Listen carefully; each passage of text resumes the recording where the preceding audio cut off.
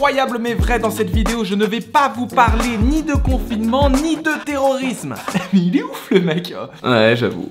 Je vous ai beaucoup parlé du piège de la dette pendant le premier confinement et figurez-vous qu'on y est toujours, hein. Nos dirigeants ont toujours pas tranché à quelle sauce on allait être bouffé, si on annulait la dette en partie ou en entier, ou si au contraire on allait faire trimer des millions de gens pour rembourser un truc qui n'existe pas, qui est de l'argent magique et qui ira surtout dans les poches des plus riches. Suspense. Justement, en ce moment en Europe, on débat du plan de relance et de où trouver l'argent pour le financer. C'est un bordel pas possible et je te passe le détail des négociations, mais un des rares consensus qui en ressort, c'est qu'il faut mettre en place des ressources nouvelles, de l'argent frais, juste pour l'Union européenne et de ne pas mettre à contribution les États qui sont déjà en difficulté. Alors où on trouve cet argent? Une idée qui a fait son chemin et qui arrive à maturation aujourd'hui, c'est de mettre en place une taxe sur les transactions financières, la TTF. Lorsque tu as acheté ton smartphone que tu utilises actuellement, tu as payé environ 15,5% de taxes de TVA. Quand tu achètes ton pain en boulangerie, c'est 5% de TVA et ton sandwich 10%.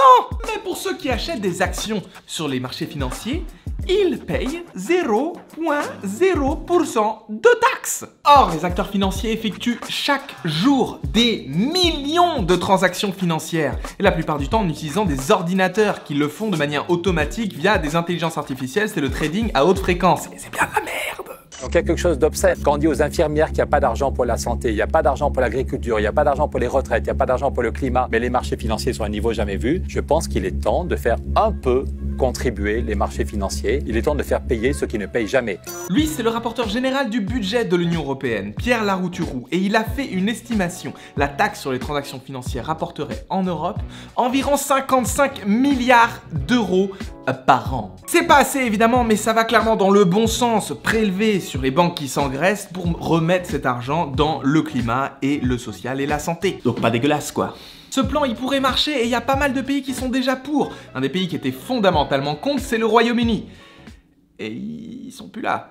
Et ça serait déjà passé sans l'intervention du meilleur ami des banquiers, j'ai nommé Emmanuel Macron. Il est toujours là, il est là, au rendez-vous. Ce filou dit tout haut qu'il est parfaitement pour, mais par contre, il détricote sec et il pousse pour une taxe sur les transactions financières à minima au rabais de la merde comme celle qu'il y a actuellement en France et qui ne rapporterait que 3,5 milliards par an en Europe, alors que donc c'est 14 fois moins en fait que ce que ça devrait rapporter, hein. Et notre Macron, il veut aussi une taxe qui oublie la plupart des transactions financières, comme ça laisse les banques bien tranquilles. Tu vois, par exemple, il veut pas toucher les produits dérivés, alors qu'on sait que c'est vraiment là que tout le caca est bien mis en forme. Une usine à étrons, en quelque sorte. Hein. Alors ça, c'est pas juste moi qui le dis, c'est la Cour des comptes française en 2017. Ou encore même l'Autriche. Et puis, c'est pas des gauchistes, hein, en Autriche.